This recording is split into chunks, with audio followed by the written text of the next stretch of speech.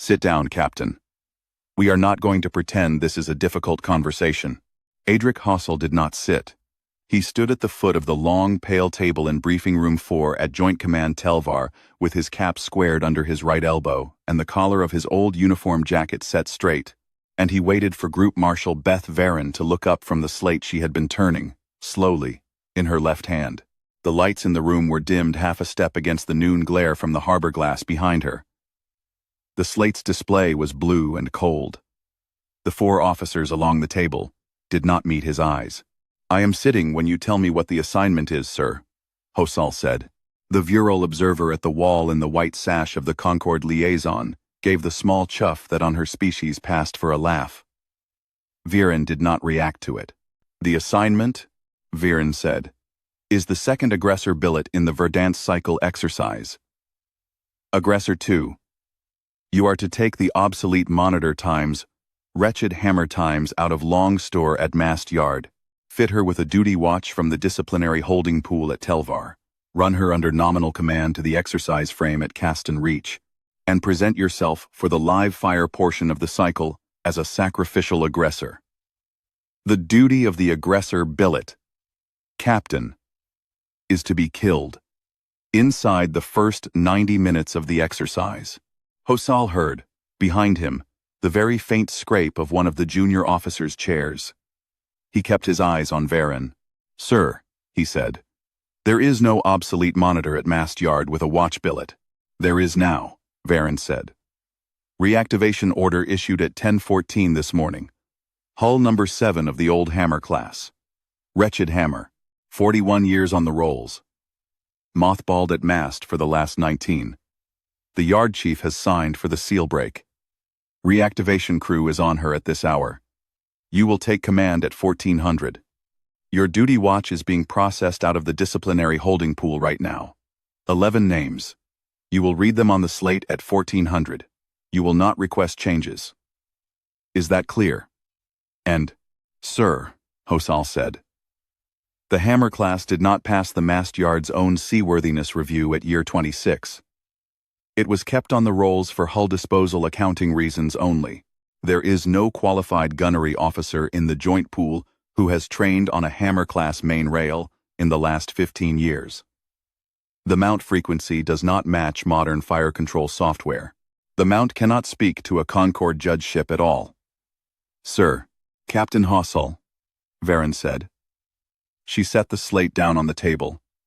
She folded her hands, very neatly, on top of it. "The points you are making are not in dispute. They are why the billet is yours. The aggressor is supposed to die in 90 minutes. You will deliver the kill cleanly. The Vanguard cycle's main event is the Tellurian Concorde live fire portion in the afternoon.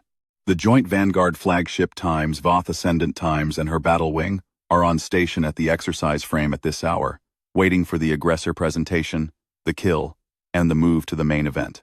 You will provide a clean, brief, instructional aggressor presentation. You will be killed inside 90 minutes by Vanguard's screening squadron. You will permit the umpire desk to certify the kill on the public Concorde channel. The main event will then proceed." She looked, for the first time, directly at him. Her eyes were a pale, lit blue. "You understand, Captain, that this is the last assignment I am authorized to give you. The Vesca Tribunal record closes the day after Verdance. Your retirement papers are pre-signed and held by Telvar personnel. They will be released to you, executed, at the end of Verdance. The aggressor billet is, in effect, a courtesy. We are letting you walk off the back end of the exercise in uniform. Sir, Captain, I want you to hear this from me, because we served on the Times Bren Teldon times together, and you were a good first lieutenant on that ship, and I am owed the conversation. You were court-martialed for refusing a direct order in a combat theater. The court found in your favor on intent and against you on means. You are not going back to a real command. Verdance is a graceful exit. Please, take it." The Vural liaison at the wall made the chuff again, lower, more private. He looked at the slate. He nodded once, very slightly, to the senior officer. Sir, he said. Permission to draw stores. Granted, Varen said. She picked the slate back up. Captain Hosal. Sir, die cleanly. Please, for your own sake. Yes, sir, Hosal said. He set his cap on his head. He went out the door at the end of the briefing room, without looking at any of the 4 officers along the table, or at the Vural liaison at the wall, or at the harbor glass behind the group marshal. The door clicked shut behind him. The corridor was empty. He walked the long, pale hallway of Joint Command Telvar, with the careful, slow tread of a man who has been told the floor in front of him is mined.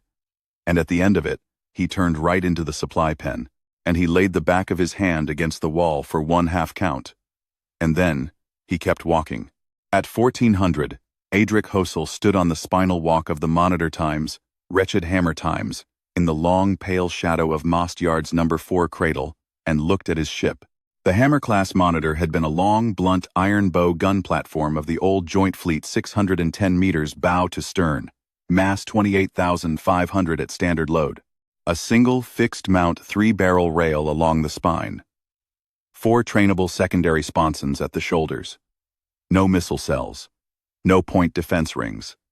No fighter bay. The hull was the color of old slate.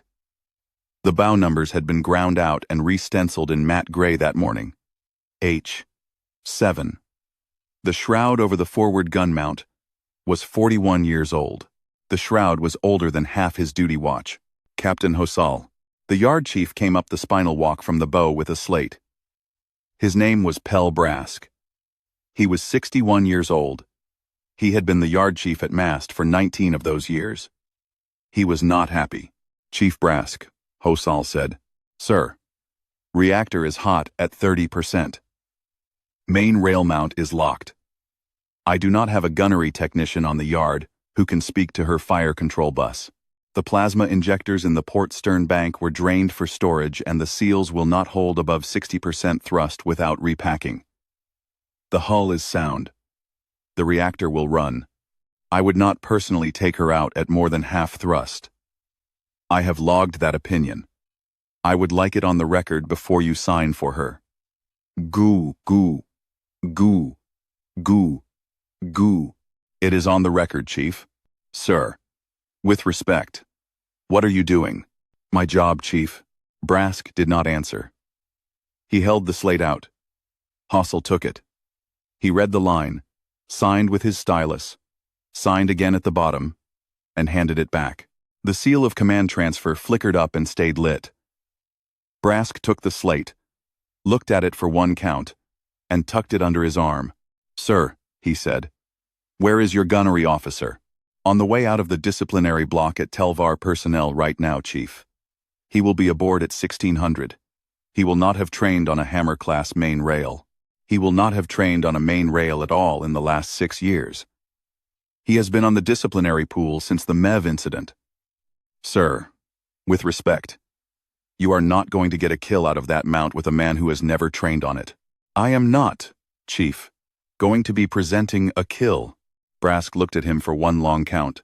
Sir, he said slowly, the aggressor billet is the second aggressor billet in the Verdant Cycle exercise, Chief.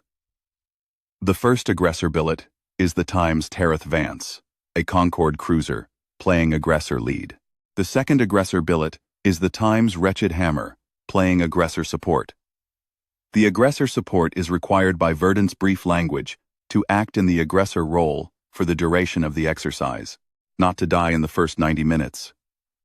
The aggressor support is required to make the exercise instructive.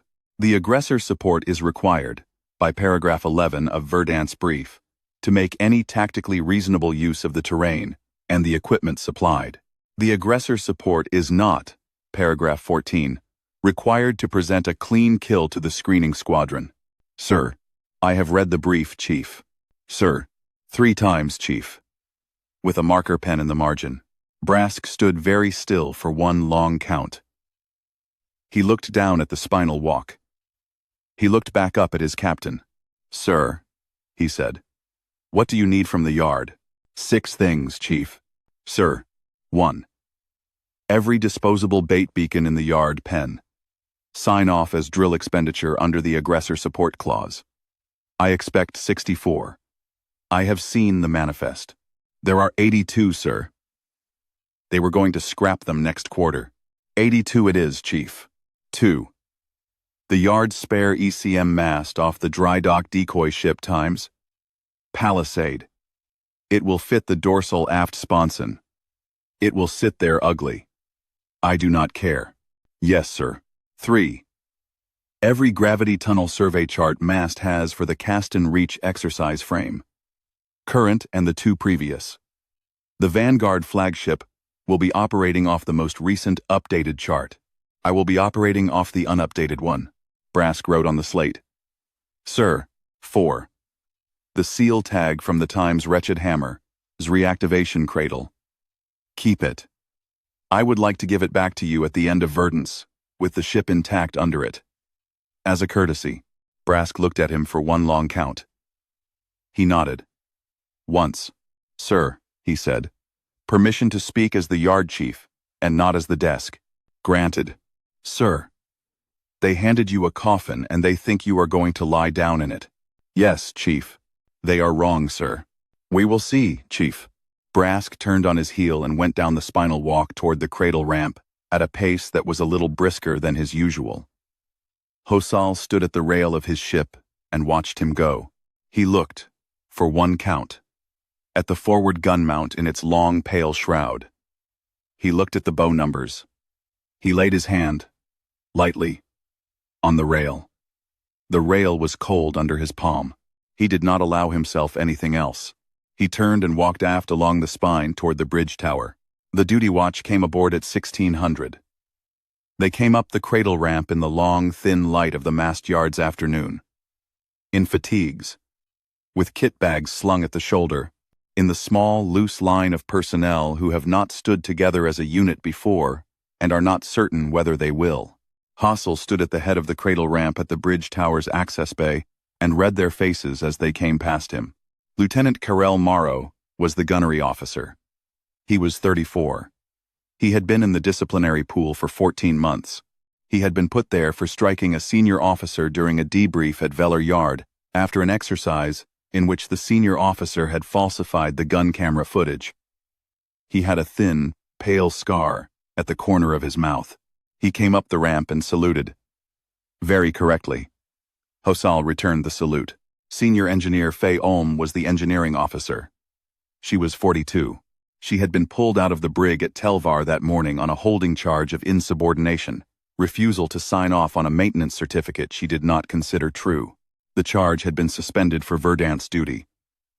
She came up the ramp with her kit bag held low and looked at him steadily. Senior Engineer Olm, reporting for duty, sir. Welcome aboard, Senior Engineer. Your stern injector seals need repacking. Chief Brask is sending up a stores pallet at 1800. Yes, sir. Pilot Officer Ren Vask was the helm. He was 26. He had washed out of the fast attack pipeline 2 years before for an unauthorized low pass over the cadet barracks at 6 meters. He had been ferrying transports on the Telvar local run since. He came up the ramp, grinning. Pilot Officer Vask, sir. I have not had my hands on a real ship's helm in 22 months. I am going to enjoy this. You are going to enjoy it under nominal handling protocol, Pilot Officer, until I tell you otherwise. Yes, sir, said Vask, grinning wider. Probationary navigator Lynn Tess was the navigator. She was 23, 3 weeks out of her qualifying voyage. Her name had come up next in the standing pool, and the pool clerk had not had the heart to skip her. She came up the ramp, pale and silent, and saluted twice, and went past. The Vural liaison was Jorek Vor of the Concord Observer Corps. He was an alien attached to the duty watch for the duration of the exercise as a Concord judge observer. He carried a slate. He carried a Concord issue side observation sash in white, with the long blue diagonal of his rank. He did not salute. He stopped at the head of the ramp. Captain Hossal, he said, in the careful flat human he had been trained in. I am attached to your duty, watch as the Concord observer. I will not interfere. I will log. My log goes directly to the umpire desk at Caston Reach. I will inform you of my logging when it is required by the Verdance Protocol. You are welcome aboard, Observer Jorek Vor. Captain. I will inform you that the Concord Observer Corps has been instructed by the Joint Umpire Desk to expect the aggressor support presentation to be brief. The umpire desk has cleared its schedule from 1600 local exercise time to 1730 for the kill, the certification, and the transition to the main event. I will be expected to log accordingly. You will log what you see, Observer. Yes, said Jorek Vor, and his second eyelid clicked once over his right eye, which Hosal had read in the Concord Liaison Manual, was the rough virile equivalent of an amused half-smile. I will log what I see, Captain Hosal. That is what I am here for. The rest of the watch, 3 rated technicians, 1 machinist's mate, 1 comm rating, 1 watch chief came up the ramp behind them. The watch chief was Senior Chief Petty Officer Kel Andros, a 30-year man who had run the disciplinary holding pool for the last 8 years and had walked off that watch into the boarding line behind his 11 names because he had felt it would be in poor taste to send them out without a senior NCO at their backs. Hosal returned that salute very carefully. At 1912, she lifted out of number 4 cradle on her 4 old plasma injection thrust ports, the port stern bank running ragged and receding once at the lift, the cradle harness disengaging with a single dull mechanical clack. The harbor fell away below. By 2700 local, she was on the lane to Caston Reach. The lane was a 5-day quiet run at her rated cruise. Hosal used those 5 days. He used them very carefully. He stood at the spine board on the bridge of the Times' wretched hammer times every morning at 0600 for the duty handover, and he asked the questions that needed asking. He did not raise his voice. He did not name a single shortcoming aloud. He listened. He wrote on the slate. He asked 1 further question per shortcoming, and he never asked a third. By the end of the 2nd day, Senior Engineer Olm had unsealed the stern injector pack in the port bank, repacked both injectors with the spare gaskets Chief Brask had sent up in the store's pallet, and brought the port stern thrust port to 100% under load on the spine board for the first time in 19 years. By the end of the 3rd day, Lieutenant Morrow had pulled the firing solution software off the main rail mount's control bus, declared in flat, unaffected language that it was unusable, written his own minimal solution against the mount's mechanical inputs, and tested the mount's training arc against the spinal cameras for the first time since reactivation. The mount swung, slowly, a full 180 degrees in azimuth and 42 degrees in elevation, both directions, and locked at every quarter, and Morrow recorded the swing rate and the lock latency on his slate. And at the end of the test, he stood at the bridge spine board with the slate in his hand and a small, careful look on his face. "Sir," he said. "Granted, Lieutenant. Sir, the Hammer-class main rail has a training arc 46 degrees wider in azimuth and 8 degrees wider in elevation than the current Vanguard cruiser-class main rail. The mount frequency is too low to talk to a modern Concord Judge ship's fire control bus. But the mechanical envelope is larger than the current standard. If you have a target inside the modern point defense envelope of a Vanguard cruiser, you can put a rail round on it from a vector the cruiser's gunnery officer will not have a solution for. I can put rounds on a vector their software does not believe. How much? 16 degrees outside their current azimuth solution window, sir. 8 degrees outside their elevation. How fast? 42 seconds to put the first round in the air from a cold lock. 11 seconds for the second. 8 for the third. 42 seconds, Lieutenant. 3 rounds in 61 seconds. Yes, sir. Get me that solution against the Times Voth Ascendant, Lieutenant. As of the most recent published spec, cross-checked against the Vanguard Battle Wing Screening Doctrine for the Verdance Protocol. Yes, sir. And Lieutenant Morrow. Sir, you will not, under any circumstances, speak that solution aloud on this bridge. Sir, Morrow said, and the thin pale scar at the corner of his mouth lifted very slightly. By the end of the 4th day, probationary navigator Lynn Tess had compared, side by side, the current Concord published gravity tunnel chart of Caston Reach against the unupdated previous cycle chart Brask had sent up in his store's pallet. The unupdated chart had a long, thin gravity tunnel of 1.4 g effective acceleration running between the dead moon and the second asteroid of the inner track, 23,000 kilometers long, that did not appear on the published chart. The published chart described the lane as gravitationally inert.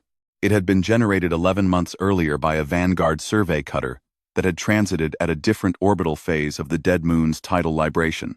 At the current phase, the phase that would hold on the second day of Verdance, the lane was not inert. The Vanguard battle wing would be flying their screening doctrine off the published chart. The published chart was wrong.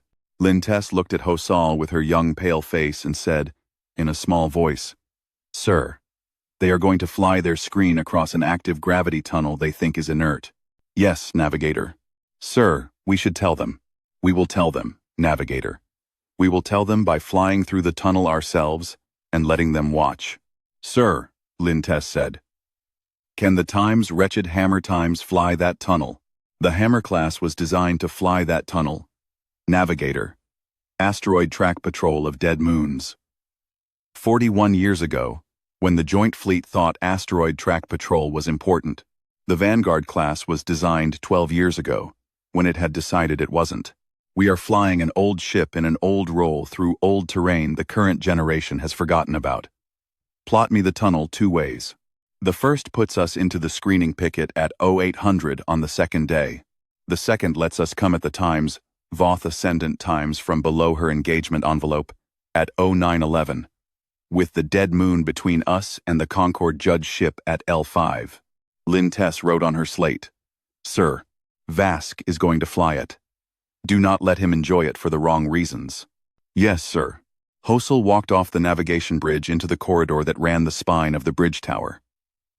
He laid his hand against the bulkhead, lightly, for 1 count, and walked on. He was permitting himself nothing. He was, for the first time in 11 months, finding it nearly impossible. On the 5th day, they came out of cruise at Caston Reach. The Caston Reach exercise frame was a sphere of space 12 light seconds across, centered on the dead moon of Caston 3, a captured rock 400 kilometers in diameter, rolling slowly through its long tidal libration. The dead moon's asteroid track was a loose belt of basalt and ferrous rubble 3 light seconds wide. The Concord Judge ship was the heavy cruiser Times Phelan Vor at L5, 6 light seconds out. The Vanguard flagship Times, Voth Ascendant Times, held station with her battle wing, 2 cruisers, 4 frigates, 8 patrol corvettes, 14 hulls, 400,000 tons combined on the outer lip of the asteroid track at the 4 o'clock arc. The aggressor lead Times, Tereth Vance, painted bright orange, transponder running aggressor marker hot, was holding very deliberately visible at the 10 o'clock arc, the intended object of the screening squadron's first kill. The Times, wretched Hammer Times, came into the exercise frame at 0553 local, on the published lane, with her transponder set to the aggressor support code, her bow numbers visible on every Concord Judge channel as H7, and her thrust signature deliberately turned down to the lowest of 3 preset load profiles.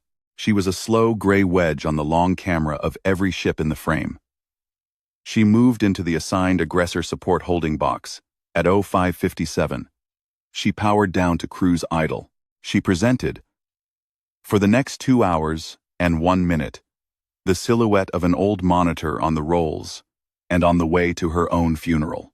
Hosal stood at the spine board of the bridge of the Times, wretched Hammer Times in his old uniform jacket, with the collar set straight, and watched the long camera feed of the Times, Voth Ascendant, screening squadron, set up its kill geometry on the Times Tereth Vance. The screening squadron handled the aggressor lead with brisk professional competence. It put 4 frigates and 2 corvettes into the lane between the Times, Tereth Vance Times, and the asteroid track at 0712. It scored a clean rail-on-rail certified kill on the aggressor lead at 0743. The umpire desk on the Times Phelan Vor Times certified the kill on the public Concord channel at 0746.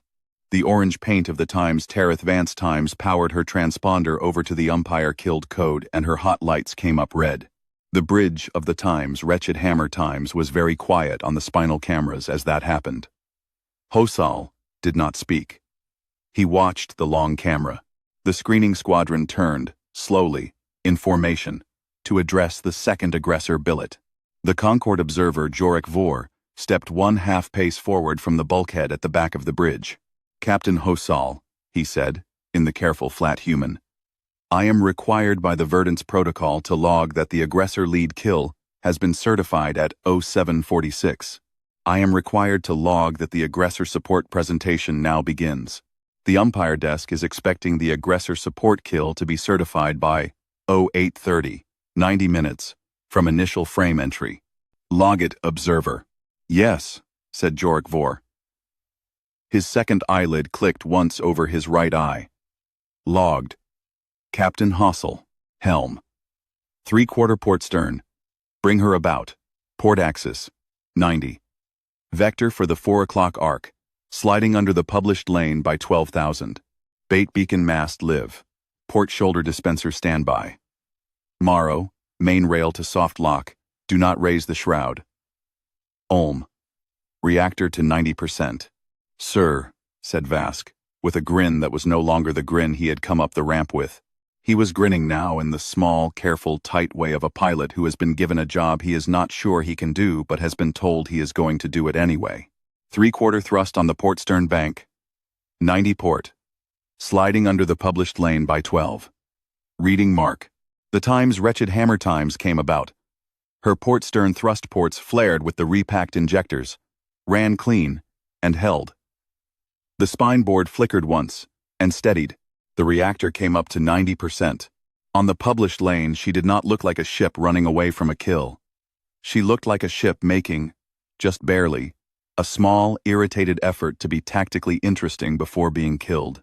The screening squadron's lead frigate read her vector at 0751 and turned with 3 corvettes to track. The kill geometry the screening squadron had built around the aggressor lead was already breaking down. The corvette wing on the far side turned with them, automatically. Because standing doctrine said the aggressor support had to be killed before it could come into rail range of the flagship. Standing doctrine had not anticipated the aggressor support choosing to come into rail range from below. Beacons 1 through 8. Port shoulder dispenser. Dispense. 8 bait beacons came out of the port shoulder dispenser in the next 18 seconds. Half-meter cylinders of pressed lithium and old ECM transponders, each coming alive 12 seconds after release, presenting on the long Concorde judge channels as additional aggressor support hulls at corvette signature. They drifted in a wide, loose arc behind the time's wretched hammer. Zwake. At 0753, the screening squadron's lead frigate captain came on the open channel in the slight pitch of a professional officer who is not pleased. Phelan Vor. Screening lead. 8 new corvette signatures. Astern of H7. Confirm aggressor brief. Aggressor brief lists 2 hulls. The new signatures are not in the brief. R. Marking as decoys pending visual. Lead frigate breaking to engage. The lead frigate broke off the time's wretched hammer's track and turned with 2 corvettes to address the new signatures. The screening squadron's single neat killing arc became 2 arcs at right angles. The geometry was no longer a killing geometry. Beacons 9 through 16, starboard shoulder dispenser, dispense. 8 more beacons came alive 12 seconds after release, in a wide, loose arc, above the published lane to starboard. The screening squadron's second arc became 3. Jorik Vor, at the back of the bridge, had his slate up and was logging steadily. His second eyelid clicked. Twice. Slowly. In succession. Hossel did not turn his head to look. Helm. Drop us below the published lane by 40,000 kilometers. Vector for the inner edge of the asteroid track at 350. Get us a screen of basalt rubble on the long camera. Maintain 90% reactor. Inject port stern bank to 100% on Ulm's word. 350 40,000 below, basalt screen, sir? Said Vask. The grin was gone. He was now flying with the small, careful set of a man whose ship had become, very abruptly, the most interesting ship in the frame. Senior engineer. Sir. Port stern bank to 100%. Hold there for the next 11 minutes. Reseat the injectors at minute 12. Do not let them fail on me in the next 11 minutes. Sir, said Olm, very flatly, and her voice on the spinal comm did not lift at all. The port stern bank came up to 100% in the next 4 seconds. The Times' wretched hammer times dropped below the published lane and turned for the inner edge of the asteroid track at the 350 arc, which was the arc that the screening squadron's geometry, even the broken 3-arc screening geometry, had now begun to lose. The screening squadron lost her on the long camera at 0758. The basalt rubble of the inner asteroid track screened her bow signature. The bait beacons drew the long camera. The lead frigate and her corvettes were visually confirming the first 8 decoys. A second frigate was addressing the starboard arc. The remaining 2 corvettes swept the published lane, expecting to find her slow and obvious. They did not find her. By 08:03, the lane was empty. Phelan Vor to screening lead. Long camera does not have H7. Phelan Vor, screening lead. We have lost the second aggressor signature. We are sweeping. Phelan Vor to screening lead. The aggressor support is not authorized to leave the assigned aggressor support holding box or its immediate vector continuation. Confirm aggressor support is operating in protocol. Phelan Vor, screening lead. Aggressor support is operating in protocol per aggressor support clause paragraph 11 and paragraph 14. Aggressor support has used the terrain. Aggressor support is no longer on the lane. There was a small short pause on the open Concorde channel. Phelan Vor, to all stations. Note aggressor support is operating in protocol. Note that protocol is wider than the umpire desk has been treating it. Phelan Vor will reissue brief if necessary. For the moment, all stations continue. On the bridge of the Times' wretched hammer, Hossel allowed himself, for one breath, the small, slow exhale he had been refusing himself for 5 days. He let it out, slowly, through his nose. He let his shoulders down by a 1/4 inch. He turned, very slightly, toward the navigation console. Probationary navigator. Sir, plot the tunnel. Lintess looked at him for 1 count. She did not smile. She looked back at her console, and her hands moved very quickly across the plot pad and the tunnel, the long, thin, 23,000-kilometer gravity tunnel of 1.4 g, effective acceleration, that did not exist on the Vanguard's published chart, but did exist on Chief Brask's unupdated chart. In the current phase of the dead moon's tidal libration came up on the navigation plot in a long, thin, gray-green line that ran from the inner edge of the asteroid track at the 350 arc all the way around the dark side of the dead moon to the far side of the Caston 3L5 point, where it ended 38,000 kilometers below the keel of the Times' Voth Ascendant. Helm, sir, take us into the tunnel. Mind the gradient. We are flying old. Do not buck her. Yes, sir, said Vask, and the small, careful, tight grin was back at the corner of his mouth. He laid his hand on the helm pad, and he eased the times. Wretched hammer times. The obsolete monitor. Mass, 28,000. 500 at standard load. 610 meters bow to stern. Port stern bank running at 100% of a freshly repacked injector set into the inner edge of the asteroid track at the 350 arc. And the tunnel took her, and she ran the long, thin 23,000-kilometer lane at the natural acceleration of the gravity gradient at 1.4 g plus the cruise thrust of her 4 old plasma injection thrust ports, and the basalt rubble of the asteroid track screened her bow signature from every long camera in the frame, except the Concorde judge channel of the Times Phelan Vor, which was, at that hour, watching the bait beacons. She came out of the tunnel below the keel of the Times Voth Ascendant Times at 0824, at a vector and closing rate the flagship's fire control bus had no published filter for. The Vanguard flagship's gunnery deputy Hossal would learn his name later from the post-exercise report. Lieutenant Junior Grade Aman Mev, 4 years in the chair, saw the contact come up on his long camera at 0824 and read it as a sensor ghost from the asteroid track. He filtered it twice. He marked it as a tracking anomaly pending recheck. The recheck schedule cycled it back into the active queue at 0827. He looked at it. He looked at it again. He spoke in the careful, slow voice of a young officer not sure whether he was about to be reprimanded for raising a false alarm or for failing to raise a real one. Voth Ascendant, Bridge, Gunnery Deputy. I have a contact at 038, -71. Range 41,000 kilometers. Closing at 0.08 C. Long camera reads, gray hull. No transponder. 11 seconds of silence on the Times Voth Ascendant, Bridge. Gunnery Deputy. Identify. Voth Ascendant, Bridge. I cannot identify.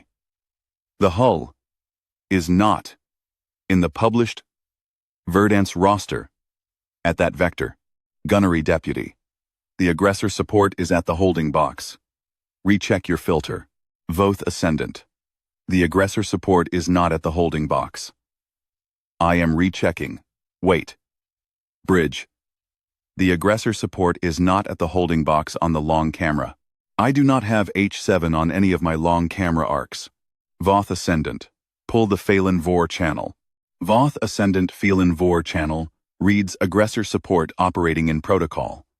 Aggressor support not on the lane. Aggressor support not in the holding box. Aggressor support not on the long camera. Aggressor support contact lost since 0758. Voth Ascendant. That is 26 minutes. Yes, sir. Voth Ascendant. The gray contact at 3 to 8-71. Is that her? Voth Ascendant. Yes, sir. By size. By bow profile. By the H7 stencil on the bow. That is her. Aggressor support is below our keel at 41,000 kilometers, closing at 0.08 C. The watch officer on the Times Voth Ascendant Times was, Hosal would also learn later, Commander Velen Aro, 15 years in the Vanguard service, 2 of those years on the Times Voth Ascendant, Bridge. He read the gunnery deputy's words, and he read the spine board of his ship, and he said, on the open Concorde channel, in a voice that was very flat, Phelan-Vor, Voth Ascendant. We have aggressor support at 3 to 8, -71. Range 41. Closing, 0.08. We are calling for screening squadron to break to the dead moon. Confirm umpire desk acknowledgement. Voth Ascendant, Phelan-Vor. Acknowledged. Screening squadron break is your call. Voth Ascendant to screening lead. Break the bait. Break to the dead moon. All hulls. Now. The screening squadron broke the bait at 0828. The lead frigate and her 2 corvettes left the first arc of decoys. The second frigate and her 2 corvettes left the second arc. The 2 remaining corvettes left their sweep of the lane. All 7 hulls turned, in standing screening doctrine, for the dead moon. The standing screening doctrine had them addressing a contact below the keel of the flagship by closing into the engagement envelope of the contact. The standing screening doctrine had been written against contacts that did not have a 46-degree wider azimuth envelope on their main rail than the standing screening doctrine had filtered for. On the bridge of the Times Wretched Hammer, Hosal said, very quietly, Lieutenant Marot, sir, raise the shroud. Cold lock. To the Times Voth Ascendant. 3 rounds. 61 seconds. Sir, the long pale stowage shroud of the Times, Wretched Hammer, its main rail mount peeled back, slowly, on its 41-year-old hydraulic articulation, and the 3 barrels of the old Hammer-class 3-barrel rail came up into the long, thin morning light of the cast-and-reach exercise frame. The mount swung, slowly. 10 degrees in azimuth.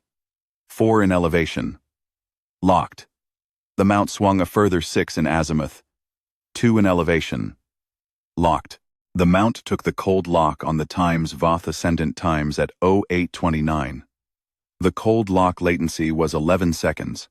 Not the 42 Morrow had quoted Hosal at the spine board on day 3, because Morrow had practiced it every day for 5 days against a simulated target plotted off the published Concorde spec of the Times. Voth Ascendant, and the simulated target had been the same target, in the same vector category, that the Mount was now looking at. "First round in the air, sir," Morrow said. The first round left the center barrel of the main rail at 0829 plus 8 seconds. It was a Verdance Protocol simulated round, marked by the umpire desk's certification system as a kinetic equivalent at the muzzle velocity and dispersion of a Hammer-class 3-barrel main rail. The certification system on the Times Phelan-Vor Times registered the round's launch at 0829 plus 9. The certification system tracked the round across the engagement vector at the rate of 1 tracking pulse per second. The round, by the certification system's projection, was on a course for the keel of the Times Voth Ascendant Times with a closing time of 19 seconds. "Second round in the air, sir. Voth Ascendant to all stations. We have a rail contact incoming from 3 to 8-71. Closing 19. Brace for certification." 2. Third round in the air, sir. Voth Ascendant to point defense. Engage. Voth Ascendant to point defense cannot solve. The vector is outside our published filter. Point defense cannot solve. Bridge. Voth Ascendant. Hand aim. Hand aim. Hand aim. Voth Ascendant point defense cannot hand aim across that azimuth. Bridge. Bridge. The first round crossed the keel of the Times Voth Ascendant Times at 0829 plus 28 seconds, a clean rail-on-rail hit forward of the reactor bulkhead. The second crossed at plus 39, aft of the reactor bulkhead. The third crossed at plus 47, on the Times Voth Ascendant. On the Times Voth Ascendant, zone main rail mount. The umpire desk on the Times Phelan-Vor Times certified the kills at 0830 plus 11 seconds. The certifications came up on the public Concord channel in the flat, unaffected voice of the umpire desk lieutenant. Phelan-Vor to all stations. Certification. H7 has placed 3 rail rounds on the keel and main rail of Voth Ascendant. Voth Ascendant is killed. Phelan-Vor stands by to certify additional kills as the engagement proceeds. There was, on the open Concord channel, a small, short silence. "Phelan-Vor," said Commander Velen Aro of the Times Voth Ascendant, in a voice that had the small, flat quality of a man who has been hit in the chest with something heavy and is choosing, with great effort, not to show it. Voth Ascendant acknowledges the certification. Voth Ascendant is killed. Voth Ascendant transfers tactical command of the Vanguard battle wing to the Phelan-Vor. The hot lights on the long camera feed of the Times Voth Ascendant Times went from white to red. The Vanguard flagship's hot transponder, in the next 12 seconds, powered over to the umpire-killed code. On the bridge of the Times Wretched Hammer, Hosal said, very quietly, "Helm, hold this vector for the next 90 seconds. Lieutenant Morrow. Reload mount. Cold lock to the lead frigate of the screening squadron. She will be at 411 plus 32, range 18,000. Closing 0.02 C. The second frigate will be at 414 plus 18, range 21,000. Take them both. 90 seconds. Senior engineer. Bring the port stern bank down to 75 for the next 90 seconds. Reseat the injectors. We will need full power again at the 4-minute mark. Probationary navigator. Plot me the egress through the second tunnel, around the dark side of the moon, at the closing rate of the screening squadron." "Sir," said Morrow, and Olm, and Lynn Tess, in 3 voices, in the same half count. 3 of the 4 Vanguard frigates were certified, killed in the next 2 minutes and 3 seconds. The 4th broke off, turned for cover in the asteroid track, and lost line of sight in the basalt rubble at 0836, logged as a tactical break. Not a kill. The 2 Vanguard cruisers behind the flagship turned in standing battle wing doctrine to address the Times Wretched Hammer, vector at 0838. The doctrine had them closing on the contact's last known vector. The doctrine had not been written against a contact already running for the second gravity tunnel that did not exist on the Vanguard's published cast and reach chart. The Times Wretched Hammer Times dropped into the second tunnel at 0841. She ran the tunnel around the dark side of the dead moon at 1.6 G plus full cruise thrust on the freshly repacked injectors. Basalt rubble screened her from the Vanguard cruiser's long cameras. The dead moon screened her from L5. She came out at 0853. Above the dorsal of the Vanguard cruisers. On a vector, their fire control bus had no published filter for either, because it was the same fire control bus as the Times Voth Ascendant, Z. Lieutenant Morrow, Hosel said. Cold lock. Vanguard cruiser. Lead. 3 rounds. 40 seconds. Sir. The first round left the center barrel at 0853 plus 7 seconds. The certification of the lead cruiser kill came up on the public Concorde channel at 0854 plus 11. The second Vanguard cruiser, addressed by the same mount at the same vector category, was certified killed at 0856 plus 02. The 8 Vanguard patrol corvettes turned to flee for cover. 4 made it. 4 did not. Certified killed at 0859, 0903, 0905, and 0908. The Times' wretched hammer times did not pursue. She came about above the dorsal of the empty engagement zone, powered her main rail to soft lock, and turned her bow toward the Concorde judge ship at L5. Hosal said, on the open Concorde channel, in a voice that was very flat, Phelan Vor, this is H7. Aggressor support. Captain Adric Hosal, Tellurian Fleet. Aggressor support has concluded the active engagement at 0911 local. Aggressor support is returning to the assigned aggressor support holding box for the duration of the exercise. Aggressor support requests acknowledgement. There was, on the open Concorde channel, a longer silence than there had been before. Phelan Vor to H7, said the umpire desk lieutenant at L5, in a voice that had the small, flat quality of a man who had run out of things to certify. Acknowledged. H7 is in protocol. Returning to holding box. The umpire desk will require post-exercise certification. Phelan Vor out. The hot lights of the Times Voth Ascendant, on the long camera, were still red. The hot lights of the 3 killed Vanguard frigates were red. The hot lights of the 2 killed Vanguard cruisers were red. The hot lights of the 4 killed Vanguard patrol corvettes were red. The 4 surviving corvettes, in the cover of the asteroid track at the 4 o'clock arc, did not have their hot lights up at all, because the standing screening doctrine had not anticipated corvettes choosing to break and hide in the basalt rubble during the active engagement portion of a verdant cycle exercise, and the Vanguard battle wing doctrine had no protocol for corvette breaks under those circumstances. 43 minutes had passed from the Times' wretched hammer's first beacon dispense. The bridge of the Times' wretched hammer times was very quiet. The Concorde observer Jorek Vor stood at the back of the bridge with his slate held very precisely against his chest. His second eyelid clicked, slowly, 3 times in succession. He did not speak. Hosel stood at the spine board in his old uniform jacket, with the collar set straight. He laid his right hand, lightly, on the rail of the spine board. He did not allow himself anything else. He turned, very slightly, toward the comm chair. Comm rating. Open the umpire desk channel. Voice only. Sir. Phelan Vor, this is H7. Captain Adric Hosel. We are in the holding box. We are at cruise idle. We are at 90% reactor. We are intact. We await post-exercise certification. We are at your disposal, sir. H7, said the umpire desk lieutenant on the Times Phelan Vor, in a voice that had nothing in it that Hosal could read. Stand by. The Times' wretched hammer times stood by. She stood by for 1 hour and 38 minutes. In the 38th minute, the open Concorde channel went live again. The voice that came up on it was not the umpire desk lieutenant. The voice was Group Marshal Beth Varon of Joint Command Telvar.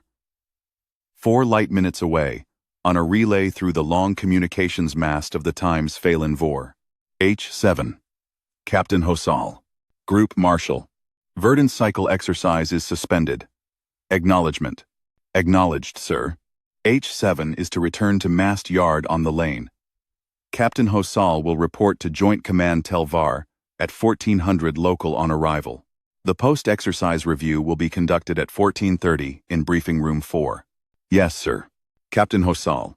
Sir, I am required to ask, on the record, in the presence of the Concorde judgeship and the joint umpire desk, whether the aggressor support's actions during the Verdance cycle exercise were taken within the language of the aggressor support clause of the Verdance brief. Yes, sir.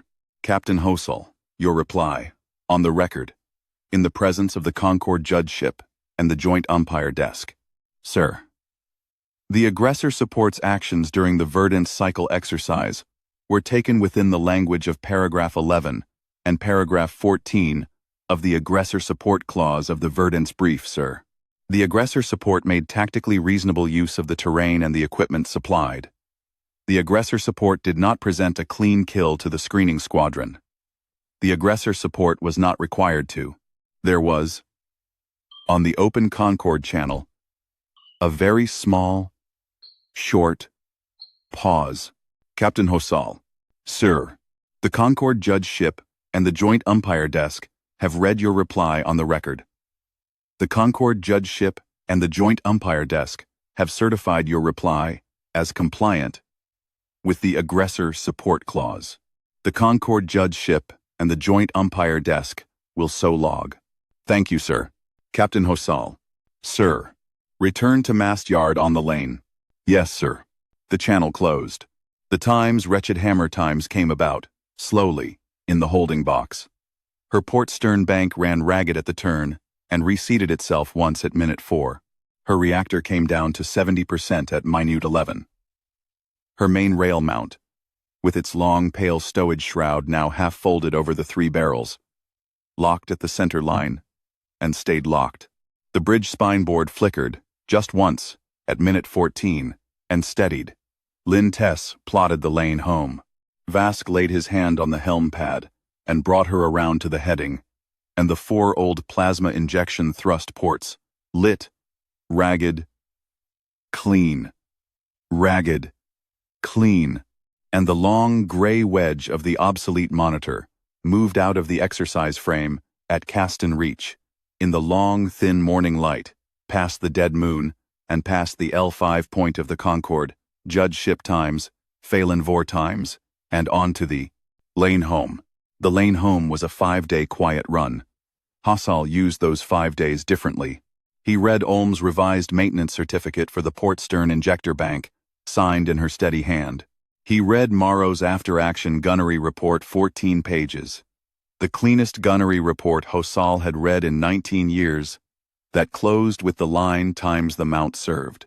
He read Lynn Tess's navigation report and signed her petition to the Concorde Survey Office for a corrected chart of the Caston 3 asteroid track at the current libration phase. On the 4th day, Jorik Vor handed him the observer log. 23 pages, very neat. It read, at the end, the actions taken by H7 are classifiable as a failure of the standing predictive doctrine to account for equipment categorization outside the active service generation, terrain mapping based on superseded orbital phase data, crew tasking outside the disciplinary pool's apparent profile, and command judgment outside the apparent administrative profile of the commanding officer.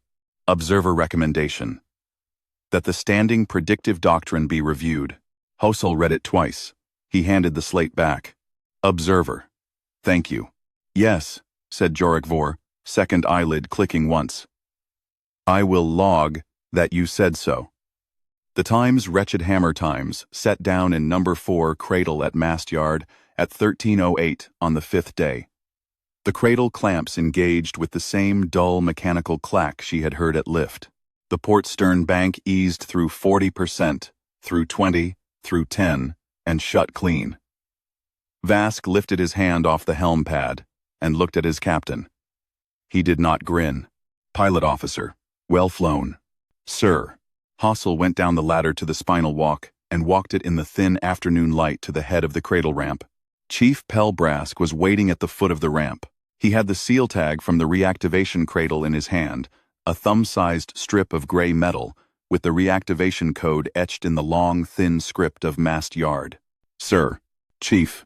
Hosal took the seal tag and closed his hand around it. The ship is back, Chief. Yes, sir. A personal favor. When Joint Command writes the Hammer class off the rolls at the end of this quarter, and they will, because they cannot leave her on after Verdance, keep her in the long store cradle at number 4. Keep the seal tag in the Chief's mess drawer. Do not put her on the disposal schedule. Write me, every quarter, with the long store check report. Brask looked at him for one long count. Sir, he said. With pleasure. Thank you, Chief. Hosal closed his fingers more tightly around the seal tag. He nodded once to the yard chief, turned smartly on his right heel, and walked off the apron at mast yard, at the careful, slow tread of a man not yet certain whether he was permitted to feel the thing in his chest. At 14:30 exactly he went into briefing room 4. The room was the same. There were not 4 officers at the table.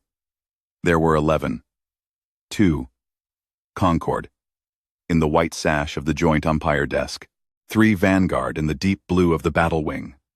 One of whom was Commander Velen Aro of the Times Voth Ascendant, sitting very straight, with the small, flat quality of a man hit in the chest with something heavy 10 days before. The Vural liaison, Jorek Vor, was there. His second eyelid clicked once over his right eye, as Hosal came through the door. The remaining 5 were Tellurian flag officers. Group Marshal Beth Varen sat at the head with her slate folded shut in front of her. Hosal saluted. Captain Adric Hosal, sir. Reporting as ordered. Sit down, Captain Hosal. He sat. Group Marshal Varen looked at him for one long count. She looked down at the slate. Captain Hosal, she said. Yesterday morning, Telvar personnel was instructed to halt the release of your retirement papers. Yesterday afternoon, the Vesca tribunal record was closed, on a finding of administrative misjudgment against the convening authority, and a finding of professional vindication in your favor. This morning, the Joint Command instructed Mast Yard to halt the disposal schedule for hull number 7 and to retain her in long store at number 4 cradle under the personal stewardship of the Yard Chief. She paused. This afternoon, on the record, I am required to ask you whether you will accept active reassignment to the command of a Tellurian-flagged hull, of a class, and at a billet to be determined in consultation with the captain, for a term not to exceed 3 operational cycles. Hosal looked at Commander Velen Aro. Aro's eyes were on the table. He looked at Jorek Vor. The second eyelid clicked once. He looked at the group marshal. With respect, sir, I will accept. On one condition. That the duty watch of the Times. Wretched Hammer Times Lieutenant Morrow. Senior Engineer Ulm. Pilot Officer Vask. Probationary Navigator Tess. Senior Chief Andros. And the 11 names on my watch be carried over with me, in their current ratings, with their disciplinary records reviewed and where appropriate cleared. As a duty watch, sir. That is not a small condition, Captain. No, sir. It is, however, a condition the Joint Command has already considered. Telvar personnel was instructed yesterday to commence the review. It has returned 8 clearances and 3 reductions in grade of the underlying charges. The duty watch is available for reassignment with you. The condition is accepted. Thank you, sir. Captain Hosal. The Joint Command has on hand at Telvar Yard the Tellurian heavy cruiser times Bren Teldon, hull number 41 of the 2nd cruiser line, in midlife refit. The commanding officer's billet is vacant. The Joint Command considers it appropriate that you assume command of the Times Bren Teldon Times at the end of her refit. 3 months yard time, with the duty watch of the Times Wretched Hammer Times assigned to her. Any objection? Hosal sat very still. The Times Bren Teldon Times was the ship on whose bridge he had served as first lieutenant under Beth Varen, 12 years before. When he had been a different man, and she had been a different officer, and the ship had been new. He had not expected to set foot on her again. No, sir, he said, in a flat voice. No objection. Captain, sir, this office and this command owe you an apology. On behalf of the office, and the command, you have it. Sir, you are dismissed, Captain Hosal. Report to the personnel office on the way out. They will have your orders for the times Bren Teldon times on the desk by the end of the day. Sir. Hosal stood. He saluted not only Group Marshal Varen this time, but every officer at the table, in order, in the careful, slow way of a man who had been told the floor in front of him was no longer mined. He turned smartly on his right heel and went out. The corridor was not empty. Senior Chief Andros stood at parade rest with his gray kit roll under his right arm. Behind him, in a small, loose, careful line that was not quite at parade rest, were Morrow, Olm, Vask, Lintess, the 3 rated technicians, the machinist's mate, and the comm rating. They had known, since 1430 exactly, what the meeting in Briefing Room 4 was about, and had decided, on their own authority, to be standing in the corridor when their captain came out. Andros came 1/2 pace forward. Sir, we thought we would walk back to the yard with you, sir. Senior Chief, that would suit me. Very well. They went down the long, pale corridor of Joint Command Telvar in the thin afternoon light. In a small, loose line that was a unit now, in a way the line that had come up the cradle ramp 12 days before had not been a unit.